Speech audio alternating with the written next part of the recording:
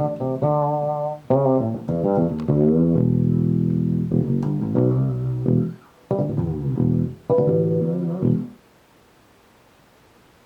about something new? Today I'm going to do probably two of these. This is the first one. This is an Alembic Distillate circa 1990. Let's go through it real quick. Let me take it off. Just have a look and see what we got here.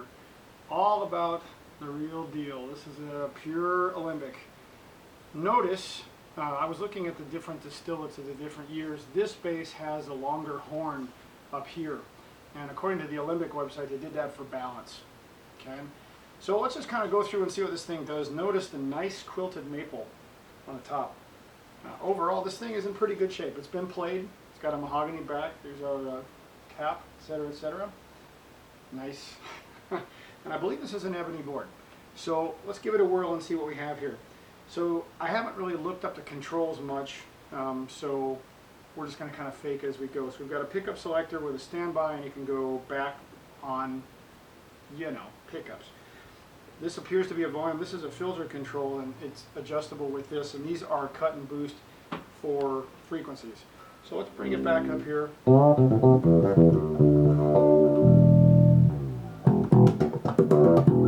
Alright, so let's see what we can do. Let's play around with it a little bit.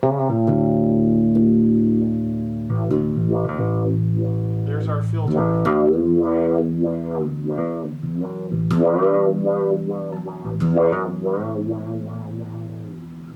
Okay, so if I leave that off, set it about there. Okay, so let's change around the little pickups too. So this is both.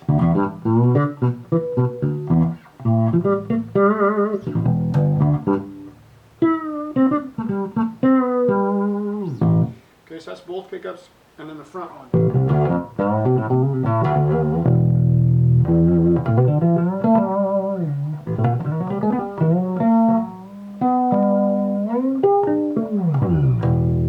Okay, so let's go back to the middle setting. We'll just mess around a little bit here.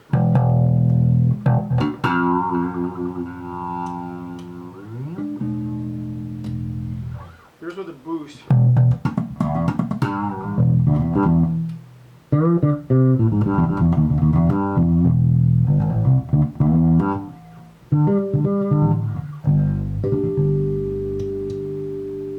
I'm partial to the back pickup.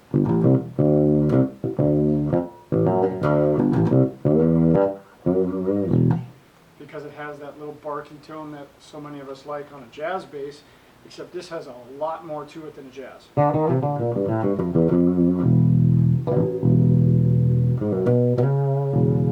So we're not going there. This came in with the original case. It's, for as best as I can tell, everything on this bass is untouched. It has been used, it's been played, but it has a really sweet tone to it. I'm pretty sure this board is ebony, and it's hard to see based on where we are, but this is a ebony board, and it looks like it has a walnut underlay, and then it's got the standard hippie sandwich neck with all the plies. Notice the scarf joint on the headstock there and how that's done. Really, really cool. Headstock is also sandwiched up like most of them are. Again, this is one of those that's going to take some getting used to just because of how much there is to play with two pickups and all this stuff. So and you can tell it rings very, very nicely.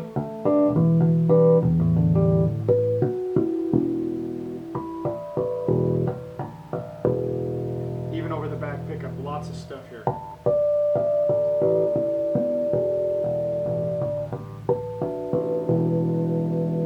Rings and rings and rings, and it's an Alembic. It is what it is. But there's not much to say. I know I say that a lot in these last couple of videos because these guitars that I've had my hands on are just amazing. This was a basic factory run. This was nothing exotic for Alembic. I mean, they were the ones who started the hippie sandwich deal. This is a neck-through bass. Everything is under a nice brass cavity here. It's got the serial number stamped in it, as well as here on the brass plate on the side. And of course, I always think of Mark King when this comes on, but let's avoid that for now. It's also Stanley Clark's favorite basses were Alembics.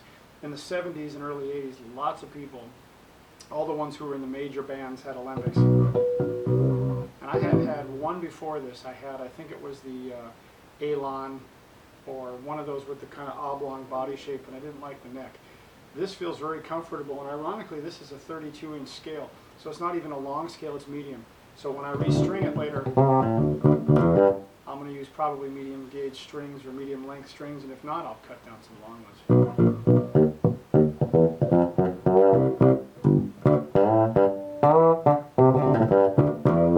It has a nice bark.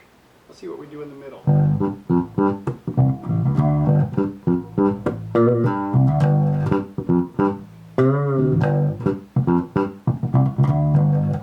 It has kind of a token sound that I think most Alembics have just because of the electronics package, but it has that tone.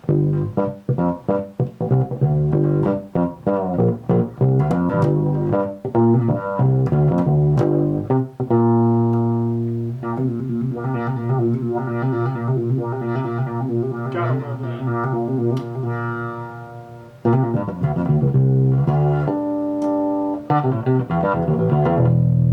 Boost, medium, cut.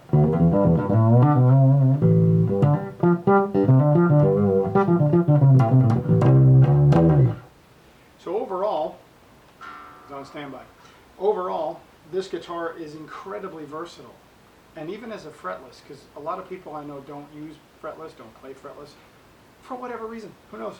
I have a lot of fun playing fretless. So in any case, enjoy this. If you can get your hands on one of these to try them out, by all means do. Try it out, it's cool. Until next time, have fun playing. Happy holidays. Catch you later.